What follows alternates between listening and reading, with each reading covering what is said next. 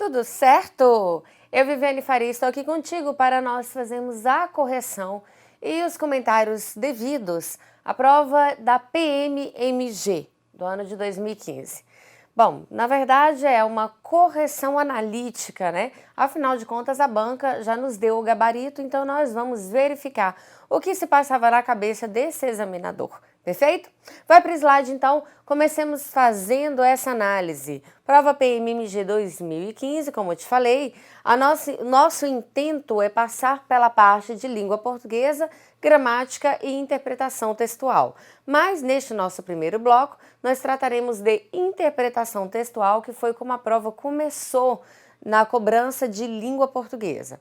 E aí começa com esse texto aí, Minha empregada é muito abusada, de Rosana Pinheiro Machado.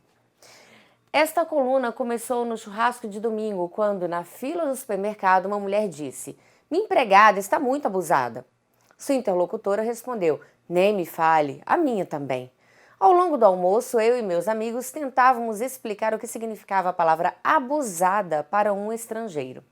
Como fazê-lo entender que, independentemente da eficiência, a maioria das empregadas brasileiras seria, em algum momento, considerada abusada. A dificuldade era dimensionar a extensão do conceito. Começamos pela obviedade do significado da palavra abuso, que remete a algo de superlativo. Abusar é usar alguma coisa além do limite socialmente esperado. Por exemplo, quando a empregada é abusada por não subir no elevador de serviço, mas no social. Prossegui explicando que se a empregada come muito, se toma muito refrigerante da geladeira ou come as bolachas de chocolate, ela é abusada. Se ela pede uma roupa emprestada, é abusada. Se ela senta à mesa com a família, é abusada. De todos esses exemplos, ele concluiu que a abusada é aquela que quer mais do que lhe foi dado, que cobiça as coisas da patroa. A conversa ficou mais complexa porque tivemos de responder que não, que o oposto também era verdadeiro. Uma empregada que quer de menos também é abusada. Seguimos explicando que, se a patroa oferece uma roupa velha, furada e fedida, a empregada tem a audácia de não aceitar, ela é abusada. Ele concluiu então que uma boa empregada seria então aquela que assume o seu lugar. Não pede muito, mas aceita de bom grado o que lhe é dado. Colocando o pé para fora dessa faixa muito estreita de atuação, ela é abusada. A negação de presentes indignos por parte das empregadas traz à tona diversas camadas complexas de significados. A forma desajeitada como as patroas reagem escancara a profunda patologia social de uma classe média presa ao século XVII, provavelmente em uma época em que ela se imagina numa casa grande, cheia de porcelana inglesa e de escravos à volta, preferencialmente com uma negra para cozinhar. Ou melhor, ela se imagina em uma novela da Rede Globo do século XXI, onde a mulher negra ainda é explorada 24 horas por dia a serviço de suas patroas ricas. Essas patroas esperam empregadas sem agência, sem protagonismo, sem voz, sem vontade, sem opinião. Elas esperam seres eternamente gratos por receberem restos, nessa lógica em que, já diria Marcel Mauss, dar é poder. Uma empregada que pede mais dinheiro para lavar a privada suja ou exige seus direitos garantidos na Constituição só pode ser abusada. Por tudo isso, eu penso que não aceitar qualquer presente é um marco muito importante na passagem de uma relação servil para a profissional. A negação revela a emergência de uma subjetividade repleta de vontades que se impõe na esfera do trabalho. É da negação que se surge uma nova era no Brasil, pois ela quebra o círculo da dádiva e rompe com o poder do doador, estabelecendo uma condição de igualdade baseada na troca de serviços e não de favores. As transformações recentes da sociedade brasileira indicam um leve rompimento de uma relação tão pessoal quanto doentia entre patroas e empregadas. Indica o fim do ser humano como posse de outro ser humano. E isso, é claro, causa desespero, lamentação, recalque e conflitos. Ainda tem muito a ser feito e conquistado. Muito mesmo. Espero que chegue o dia em que eu não precise explicar o sentido da palavra abusada. Neste dia, perder-se-á também alguma flexibilidade do modelo de empregadas dentro de casa. Será preciso se acostumar a ouvir não, obrigada, e aprender a curtir genuinamente as fotos postadas daquela viagem. Neste dia, o serviço da limpeza será mais custoso, mas não há saída. Esse é o preço de nosso desenvolvimento e de nossa liberdade enquanto nação. Certo? Dá uma olhada aqui. Nós acabamos de passar por uma crônica. Texto muito comum em prova de concurso. Então, o legal é que, por mais que numa prova de concurso fique um texto um pouco maior, um pouquinho mais longo, nós temos um texto tranquilo, com uma linguagem, um vocabulário tranquilo também, inclusive que poderia ter marcas de coloquialidade, ou seja, desse uso, desse registro aí próximo à nossa oralização ou que marca a nossa oralização. Perfeito?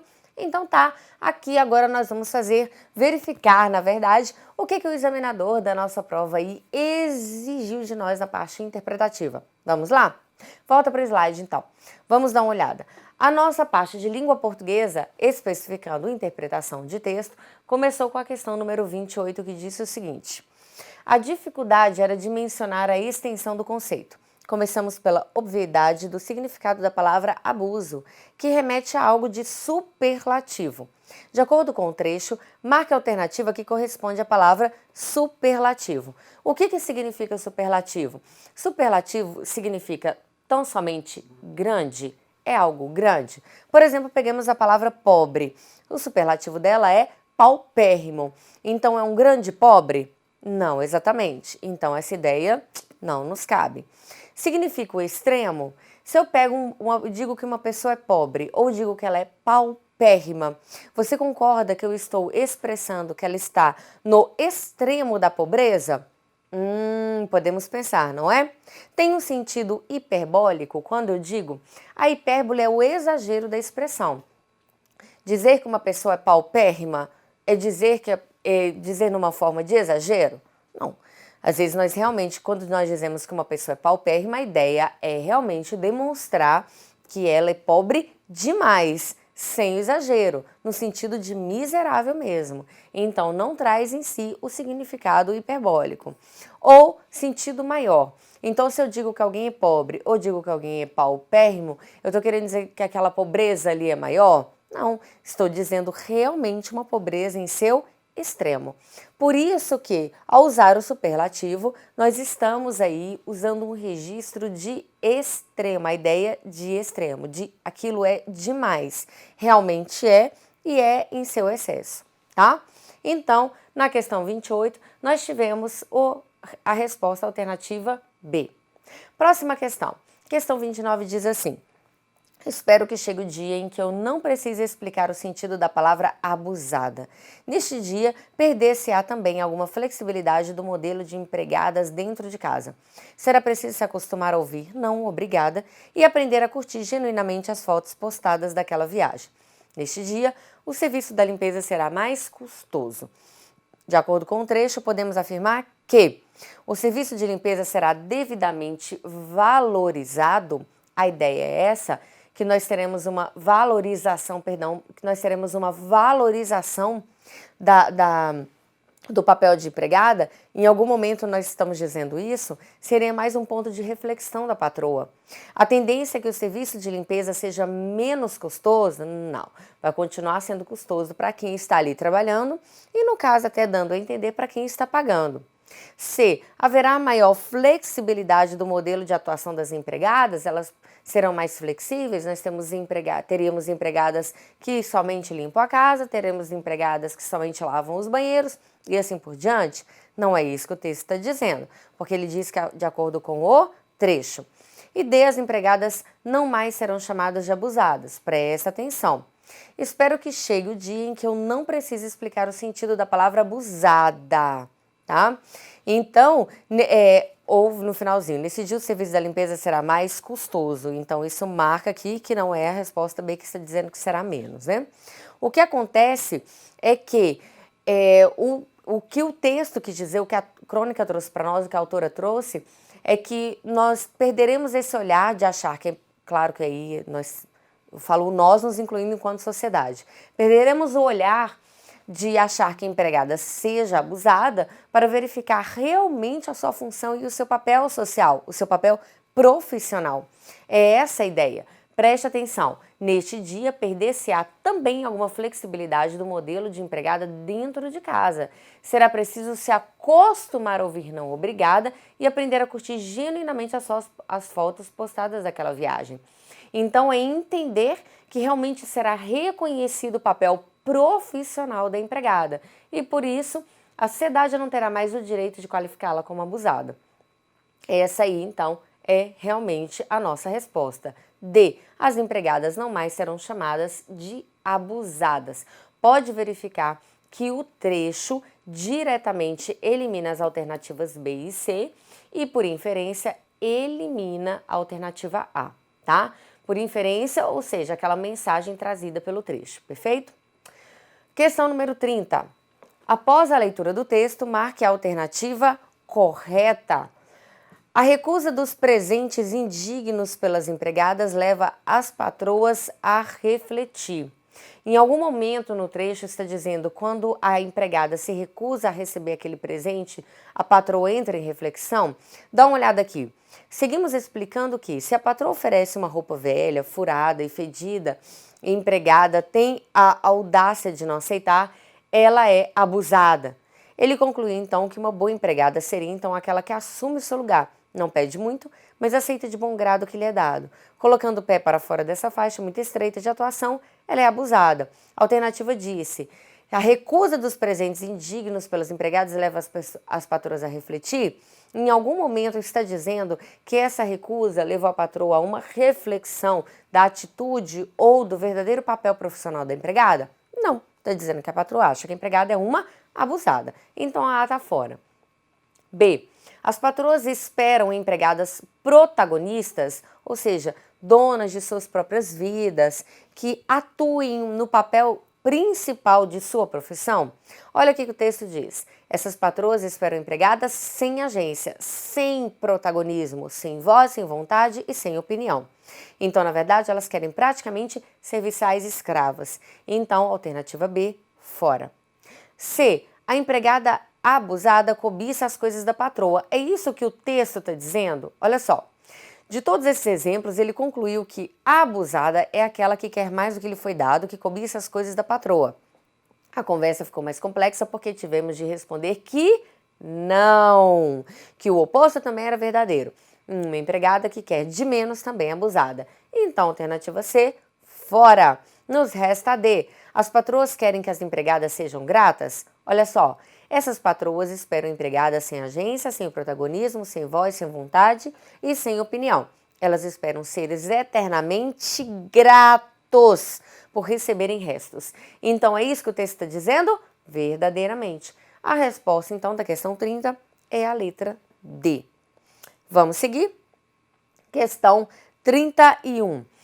Esta coluna começou no churrasco de domingo, quando na fila do supermercado uma mulher disse: minha empregada está muito abusada. Sua interlocutora respondeu: nem me fale, a minha também. Ao longo do almoço, eu e meus amigos tentávamos explicar o que significava a palavra abusada para um estrangeiro. Marque a alternativa que corresponde ao recurso linguístico utilizado pela autora no trecho em destaque. Então, destacamos ali, nem me fale, a minha também. Temos um discurso direto, um discurso indireto livre, um discurso direto composto ou um discurso indireto. Dá uma olhada aqui, vamos lembrar isso daí rapidinho. O que está acontecendo? Quando nós estamos falando olho no olho, vamos lá, nós aqui, eu e vocês? Muito bem.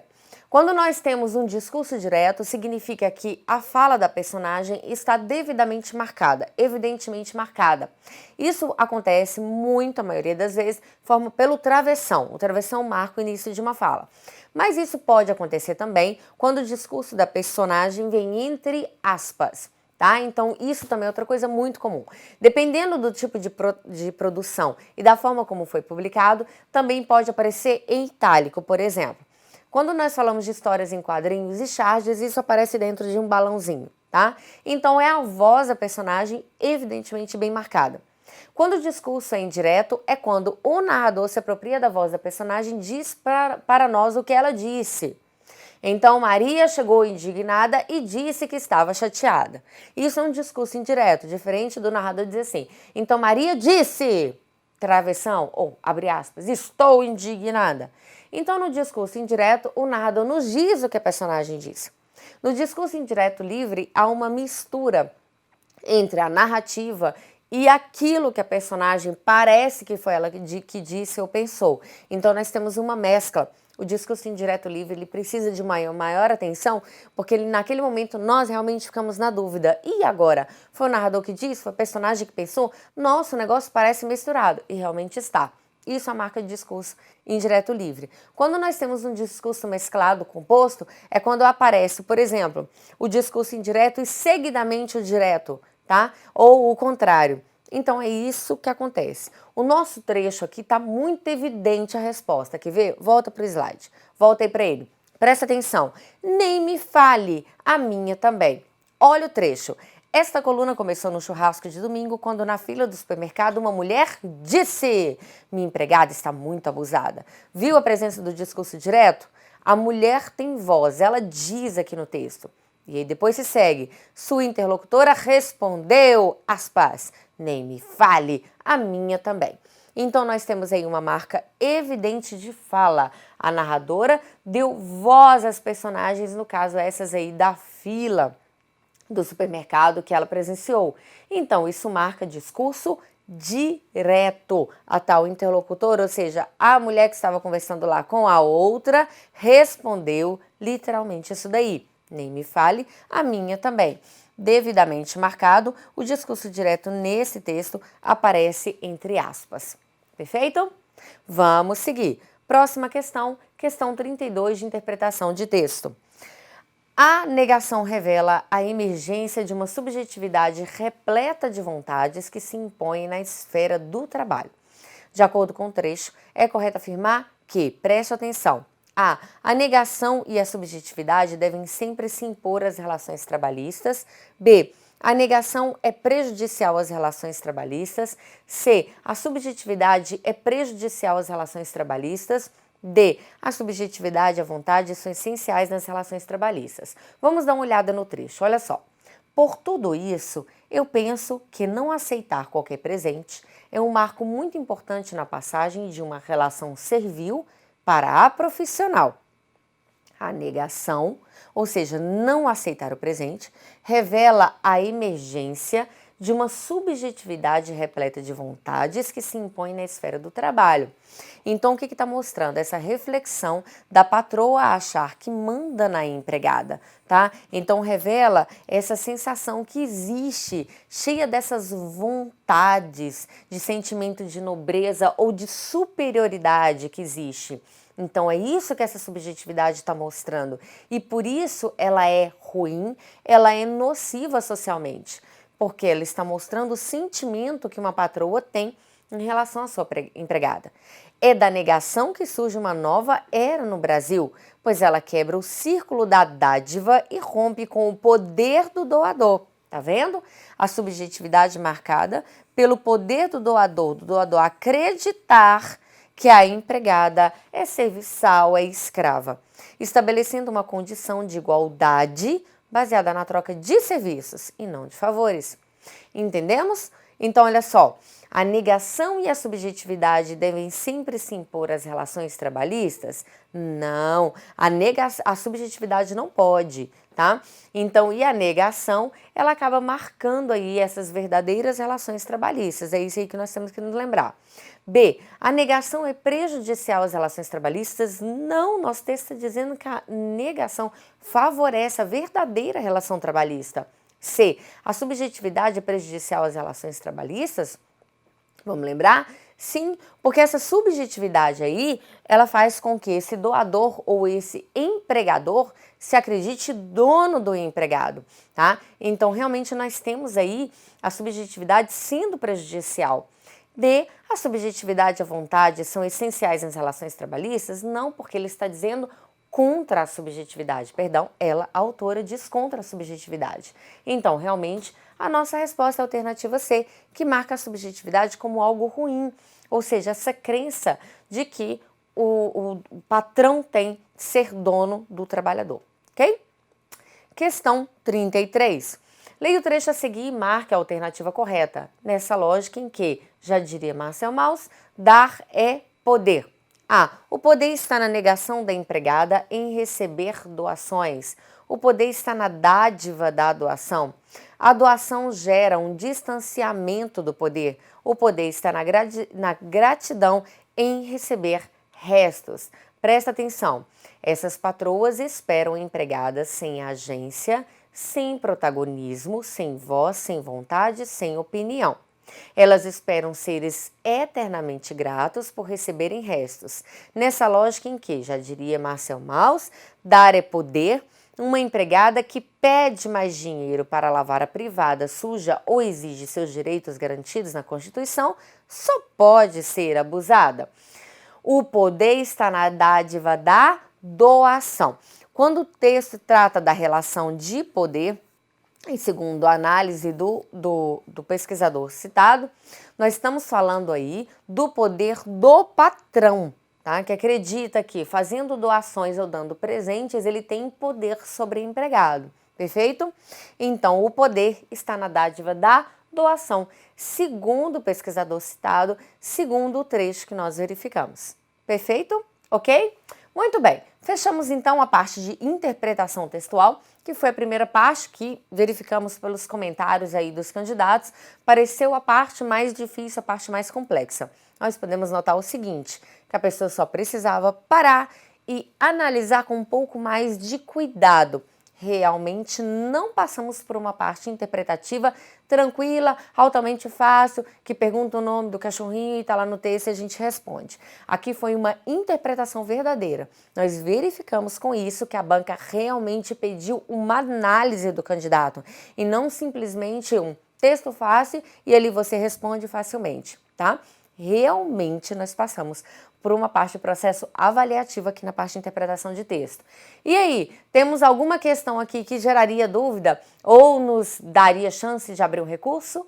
Não. Estou falando aí enquanto professora. Não. Nós não temos aqui nenhuma questão que nos desse aqui alguma abertura para recurso. Perfeito? Vamos agora corrigir a ala de gramática da nossa prova IPM-MG e verificar o que o examinador cobrou de nós. Eu acredito que se você tenha se sentido insatisfeito, tenha sido mais para a parte de interpretação de texto.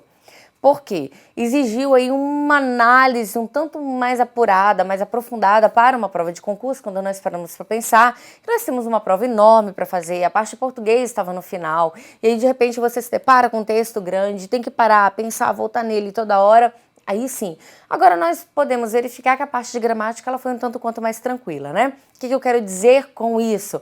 É claro que exigiu, é claro que cobrou a parte de conteúdo, mas é meio aquela assim, não há dúvidas com relação à resposta, não é isso? Vamos então a ela? Vai para o slide. Nós estamos então fazendo a correção da prova PMMG do ano de 2015 da parte de língua portuguesa. Já passamos aí por interpretação textual e agora no nosso segundo bloco nós vamos verificar as questões de gramática. Pegamos então, começamos da 34ª questão, questão número 34. Quanto ao emprego da vírgula, marca a alternativa correta. Então vamos lá dar uma olhada. Alternativa A maior riqueza do país eram os poços de petróleo. Pode verificar que aqui nós temos o uso errado e inadequado da pontuação. Afinal de contas, está separando o sujeito do verbo. Não podemos ter pontuação separando os termos essenciais de uma oração. Então, temos aí uma vírgula errada. Alternativa B traz para nós: e quando lhe pediram a opinião, disse que o assunto não era com ele. Aqui nós temos a mesma coisa, nós temos o assunto sendo o sujeito dessa segunda oração, então sujeito e aqui o verbo e com um adverbial simples que não aceita ou não exige a vírgula aqui marcando, isso significa que nós temos uma pontuação errada. Perdão, novamente. C. O empregado faz o serviço e o patrão ganha o reconhecimento. Ah, esse daqui também está errado, afinal de contas nós temos uma vírgula antes da aditiva E, da conjunção aditiva E.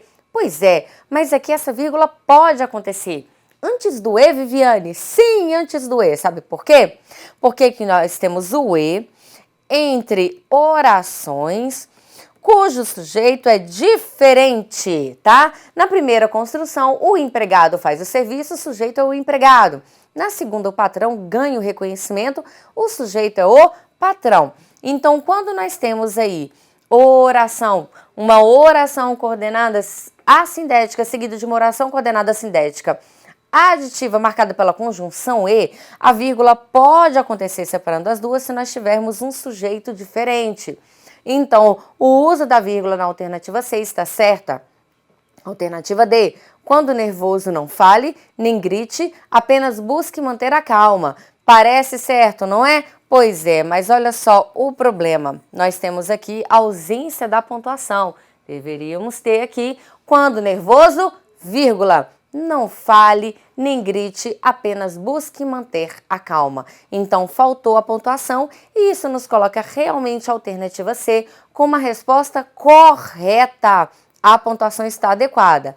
Tá, Viviane, mas se não tivesse vírgula aqui, também estaria certo? Sim, também estaria certo. Nesse caso, a vírgula é opcional, tá? Então, ela está adequadamente utilizada aí nessa nossa alternativa C. Questão 35. Assinale a alternativa correta quanto ao uso da crase. Alternativa A palestra será proferida a homem ou a mulher? Perdão, aqui é uma pergunta. A palestra será proferida a homem ou a mulher, né? Pergunta, e nós temos aqui a crase acontecendo antes da palavra mulher. Nós sabemos que a palavra mulher aceita o artigo A, afinal de contas é uma palavra feminina. Mas por que aqui a crase não pode acontecer? Por conta do paralelismo sintático. Afinal de contas, antes aqui do primeiro registro, que está a palavra homem, nós temos tão somente a preposição. Nós não temos aqui a preposição mais o artigo. Por exemplo, não está escrito ao. Se tivesse ao, a palestra será proferida ao homem ou à mulher? Aí a crase estaria correta. Como nós temos a presença somente da preposição, de acordo com o paralelismo sintático, esse acento grave está errado, porque aqui, gramaticalmente falando, nós deveríamos ter somente a preposição, ok? Então, a alternativa A não está certa. E nós estamos atrás da correta, não é? B. Chegavam a casa quando chovia torrencialmente. Perfeito!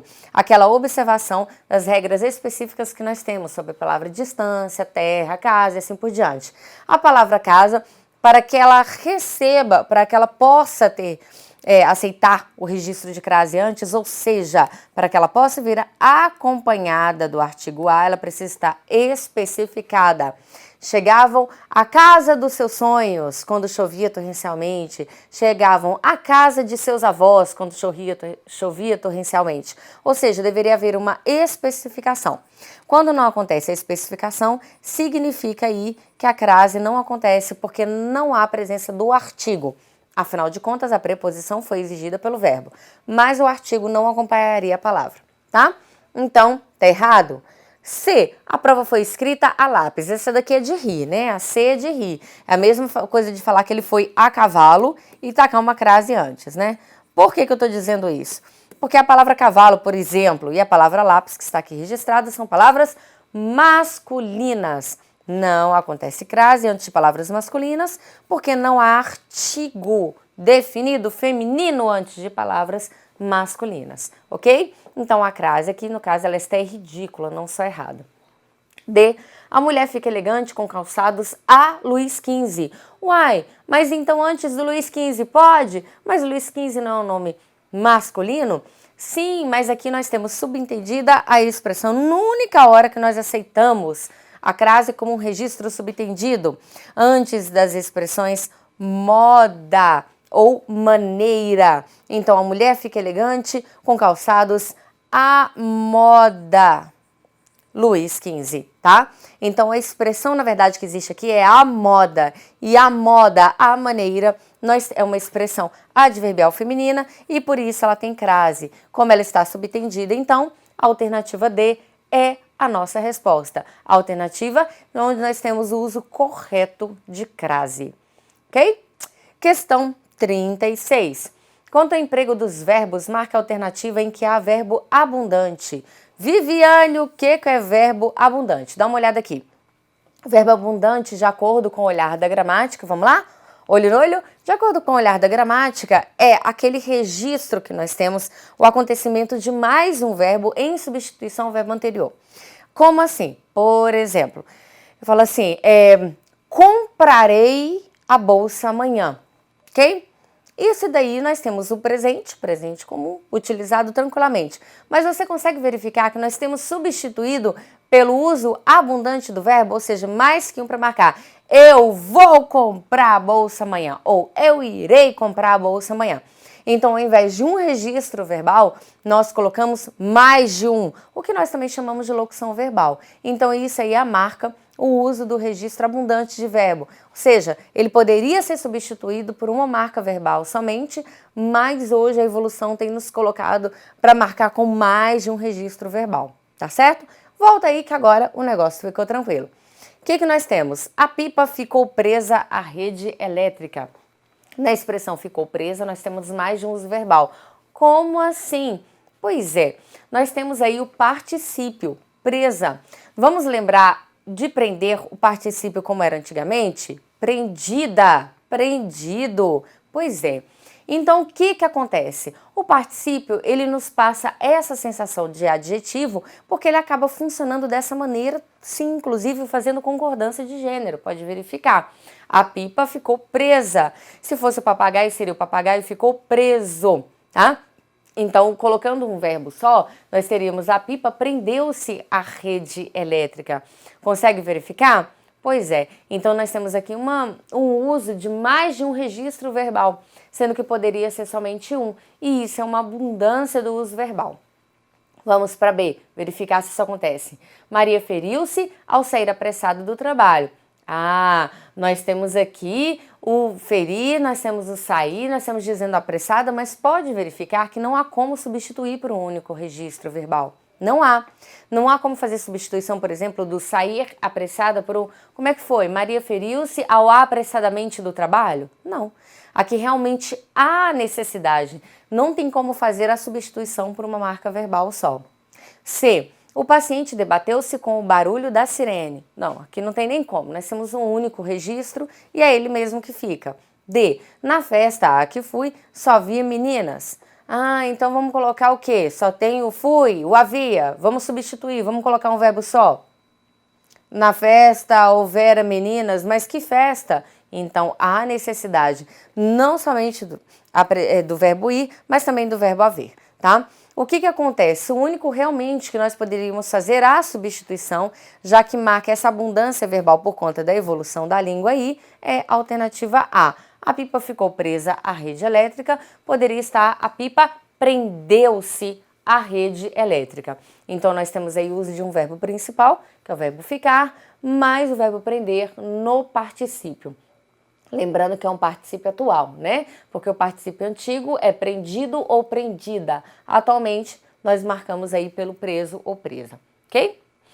Questão 37. Na frase prefiro o doce a salgado, da mesma forma que prefiro mais amanhecer ao entardecer, é correto dizer, quanto à regência verbal, que o verbo preferir é. Muito bem. Aqui é pabife, né? Aqui nós sabemos que pela regência, o verbo preferir, ele é um verbo transitivo direto e indireto.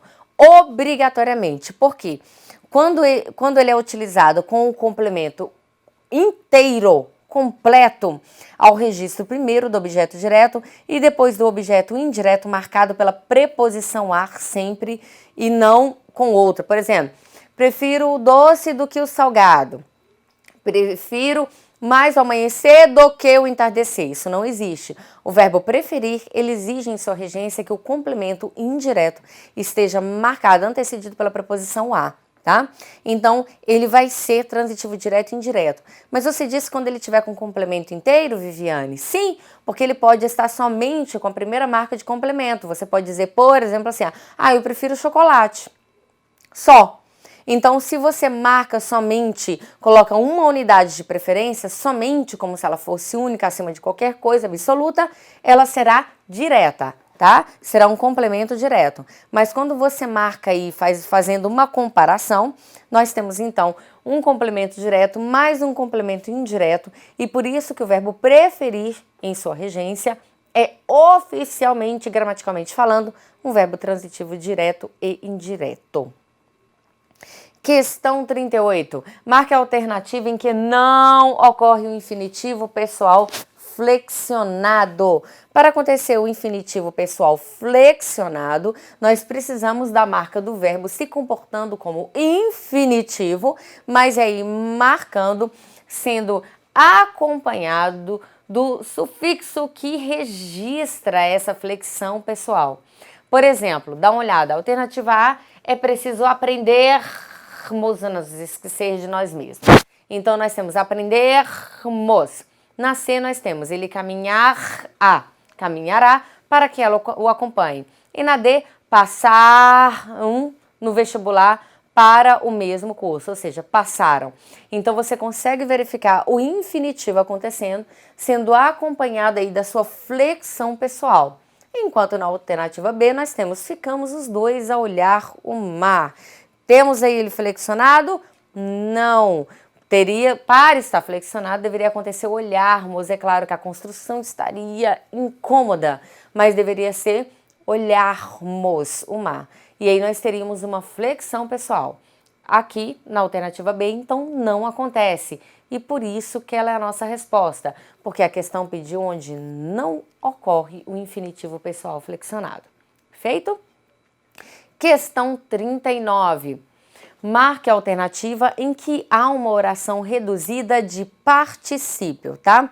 O que acontece? Dá uma olhada para aqui de novo, olho no olho, nós dois. O que acontece? Como eu falei agora há pouco, reitero, vamos lembrar que o particípio ele tem um comportamento equivalente ao de um adjetivo. E sim, ele está funcionando dessa maneira. Apesar de que originalmente ele é um verbo, mas é um verbo que se comporta como um adjetivo e dá também essa atribuição à palavra principal. Então, acompanhando, inclusive, na sua flexão de gênero, tá? Então, é um cuidado, nós precisamos ter esse olhar aguçado quando nós vamos procurar um particípio, que é um comportamento excelente da nossa língua, essa visão que nós estamos tendo desse comportamento do particípio. Mas, ao mesmo tempo, ela tem que ser cuidadosa, porque numa prova, por exemplo, isso pode confundir o candidato. Volta para a questão, então, vamos fazer essa verificação agora. Pense bem antes de responder. Pense bem antes de responder algum registro de particípio? Não. Então, nenhuma oração reduzida. B. Nada o impede de ir. Nós temos aqui, na verdade, uma redução por infinitivo. C. Quando chegar aqui, me ajude. Outra redução, só que de infinitivo, tá? É o que está sendo marcado, na verdade, o tempo inteiro as reduções de infinitivo. Mas vamos dar uma olhada na alternativa D. Este é o gabarito divulgado pelo professor. Ué, Viviane, mas é a que sobrou. É essa? É ela mesmo? Sim. Olha aqui. Divulgado. Infinitivo divulgar. Gerúndio divulgando. Particípio divulgado.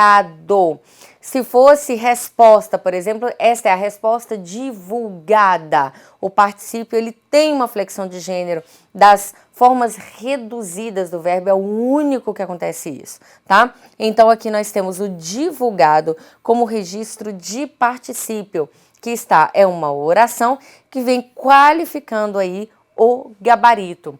É uma oração adjetiva, restritiva, reduzida de particípio. Perfeito? Então, realmente, a nossa resposta é a alternativa D. Questão 40. Quanto à concordância verbal, marque a alternativa correta. A. Ninguém ouviu a gritaria da menina, a não serem os vizinhos. Não, aqui nós temos um problema. Os vizinhos não podem estar marcando flexão aí do nosso verbo ser, a não ser os vizinhos, tá? Então, o registro aqui realmente da concordância verbal correta é sem o registro da flexão. B. Quanto menos palavras você disser, menor a chance de errar. Eita, construção que eu chamo de final dos tempos. Por quê? Erra-se tudo no registro da língua portuguesa, mas não se registre menos. É uma palavra que não existe. Menos palavras dói na nossa vida, na nossa alma. A palavra menos não existe. Então, quando ela cai numa prova, é pra gente rir. Então, a alternativa B está ridiculamente errada. C. Havia 2 anos que eu me preparava para este concurso. Ah, essa aqui também está errado, que deveriam ser haviam 2 anos? Não. O verbo haver no registro de tempo. Tempo passado, tempo transcorrido. ou a verbo haver também no sentido de existir, ele marca uma oração sem sujeito. Obrigatoriamente ele fica no singular, não importa aí o complemento, afinal de contas esse complemento será literalmente um complemento e não o sujeito dele. Então o C está totalmente correto. Se tivesse haviam 2 anos, é que estaria errado. E D, haja visto os livros escolhidos hoje, adiaremos os testes. Não, a expressão é haja vista. Então, de acordo com os livros escolhidos hoje, adiaremos os testes. Tendo em vista os livros escolhidos hoje, adiaremos os testes. Então, como a expressão de substituição seria essa, o adequado é haja vista. A expressão é haja vista. Com isso, então, a resposta é a nossa alternativa C. Perfeito? Fechamos então? Concluímos? Essa aí foi a parte de português. Temos abertura então para algum recurso de gramática? Minha visão? Não. A parte de gramática tá bem pontual, tá bem certinha e você pode verificar aí que temos questões aí que era na hora. Pra bife, não tinha nem o que questionar, já respondíamos na hora, tá certo? Então, assim, por mais que, para a opinião de alguns, e eu concordo, nós tivemos uma parte de interpretação de texto um pouco mais puxada, que puxou mais a nossa análise, o nosso tempo. Nós tivemos uma prova muito bem construída, uma prova muito bem feita, que aí não nos dá abertura para recurso, a não ser que nós venhamos a forçar demais querendo achar chifre em cabeça de cavalo, não é? Mas temos aí então a nossa resposta, o nosso gabarito.